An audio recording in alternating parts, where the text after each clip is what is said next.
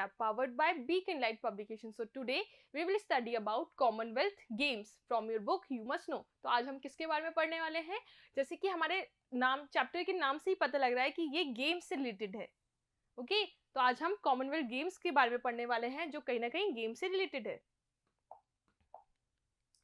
The Commonwealth game is an international multi-sport event involving athletes from the Commonwealth of the nation.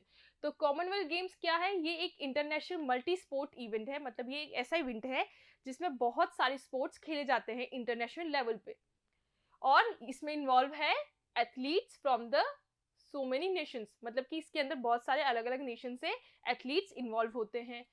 The event was first held in 1930 और first time ये कौन से year में हुआ था? 1930 में हुआ था. And with the exception of 1942 and 1946 has taken place every 4 years since then. कि मतलब 1930 में ये फर्स्ट टाइम हुआ था और उसके बाद में हर 4 साल में होता है एक्सेप्ट 1942 एंड 1946 के अलावा. Commonwealth Games also called 1930 to 1954 British Empire Games. और कॉमनवेल्थ गेम्स को बहुत सारे सालों में अलग अलग नामों से जाना जाता है. जैसे स्टार्टिंग में उसको बोलते थे ब्रिटिश एम्पायर गेम्स. क्यों? क्योंकि ये उन्हीं कंट्रीज के बीच में होता था जिस पे कभी ना कभी ब्रिटिश ने एम्पायर मतलब ब्रिटिश ने रूल किया हुआ है, इसलिए इसको ब्रिटिश एम्पायर गेम्स भी कहा जाता है. और 1954 to 66 British Empire and Commonwealth Games और 1966 to 74 British Commonwealth Games cardinal sports competition embarrassing athletes. तो मतलब कि साल के साथ में इसके नाम अलग अलग चेंज होते गए. जैसे कि हमें यहाँ पे बताया गया है gymnastic, balls and swimming events for both men and women. और जो जिम्नास्टिक था, बॉल्स था और स्विमिंग था, ये जो इवेंट्स थे ये मेन और वुमेन दोनों के लिए थे.